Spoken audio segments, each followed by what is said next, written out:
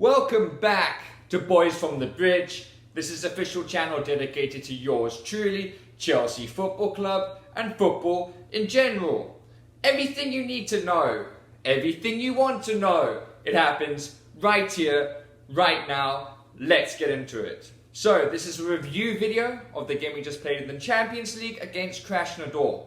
Now I predicted 3-0 for this game. It was even better than that, so I am not complaining. It finished 4-0. However, it was not a 4-0 comfortable game as we hoped for. I will be going through everything you need to know for this game, reviewing all the players and how they performed. I will be talking about all the highlights of the game in blue, all the players that performed very well will have a blue flame behind them, and all the lowlights of the game, all the players that performed badly and certain areas that I thought weren't great will have a red flame. I'd really appreciate it if you could please like and subscribe to this channel. I've seen some of you have done this, so I'd like to say thank you. I really appreciate it. Just so I know that I should carry on doing this and it's not just wasting my time. As you can see, I'm very passionate about Chelsea and would like to do this full time.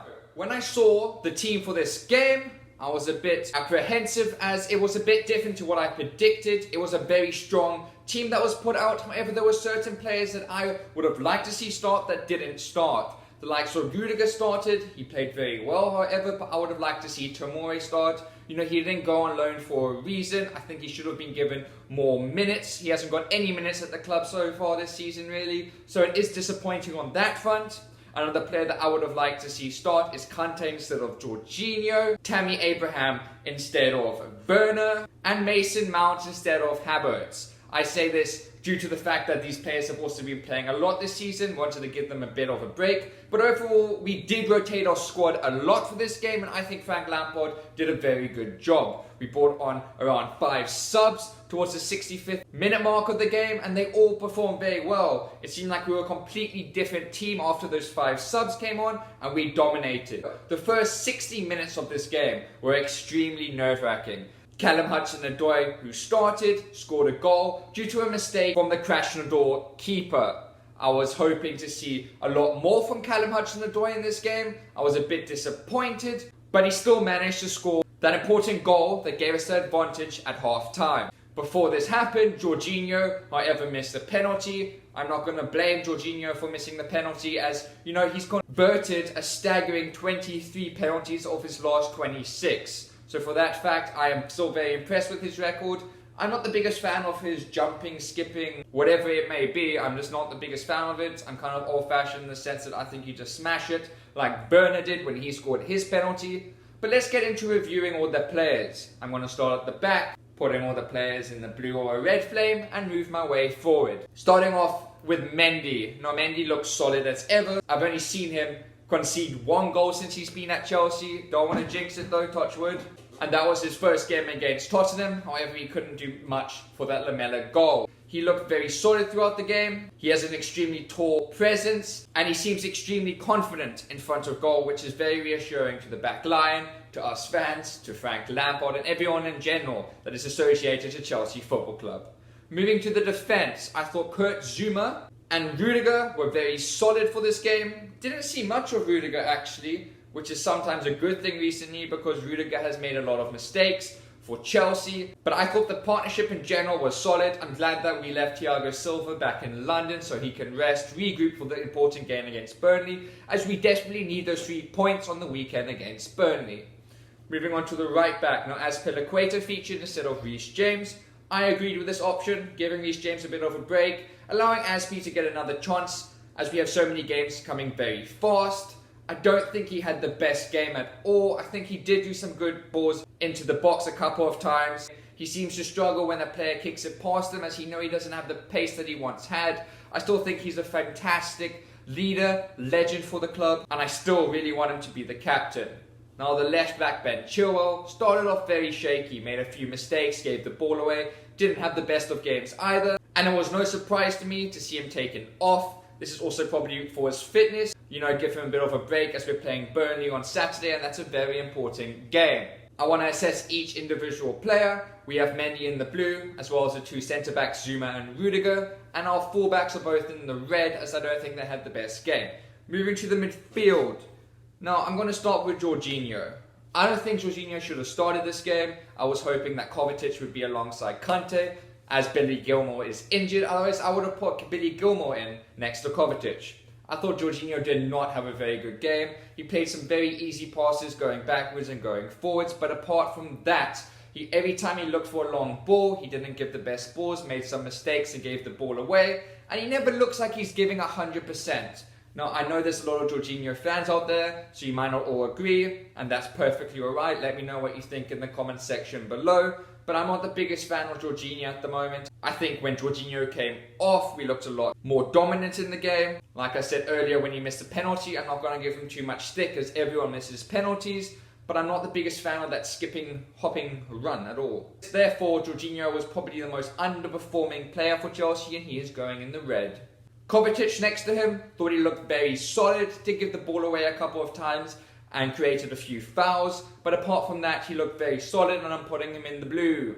Callum Hudson-Odoi was on the left. He started on the left wing for this game. This was a huge opportunity for him to shine, and to be honest, he underperformed. He did get that goal, but it was very lucky as it almost went straight through the KRASNODAR keeper. But apart from that, we didn't really see him at all, but I don't think he lived up to the heights that everyone expected him to live up to. Moving on to the right, now Ziyech made his debut. This is very positive for Chelsea, the most exciting piece of news probably from the game. I thought Ziyech was very good. He did look a bit rusty at times, but you know that rust is slowly going to fall off the more he plays. He did some exceptional passes. He has very, very good vision, and you know what? He did get a goal. So that will definitely do some good for his confidence, and therefore I'm putting Hakim Ziyech in the blue. Delighted to see him making his debut and can't wait to see him feature more regularly in this Chelsea team this season. Timo Werner, I thought was very good at times. I thought he did everything he needed to do. He also scored a very well taken penalty. That's how I like penalties to be taken. Just blast it in the back of the net. Don't like passing it in. It's always very dangerous because if it's saved, it looks like you've made such a mistake. Behind him was Kai Havertz. Kai Havertz in the first half I thought was very disappointing, but in the second half, when the subs came on especially, he found a lot more space to work in and enjoyed the game a lot more. I thought that the substitutions that came on made a huge impact. I honestly felt like KRASNODAR was going to score. In the second half, they came out firing for about 20 minutes in the second half. I was sure they were going to score. They hit the crossbar. They had a lot of opportunities that came very close and made me extremely worried. So 4-0, it does sound like a fantastic result in that we dominated, but that wasn't the case at all. We dominated certain portions of the game, and especially when our subs came on, we had 5 attacking players in Mount, Pulisic, Tammy Abraham, Timo Werner, and Havertz. The subs such as Mount made a huge impact, Pulisic made a huge impact, scored a goal, and got a penalty that I thought was very harsh on the opposition.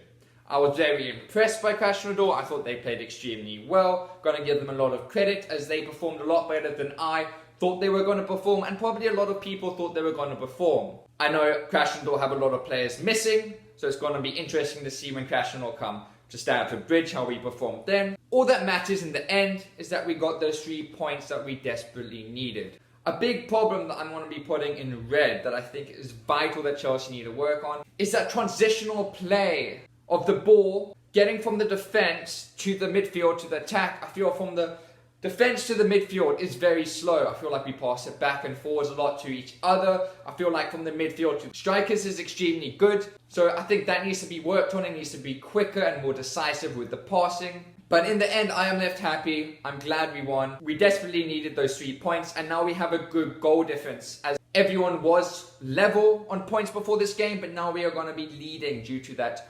4-goal difference that we now have.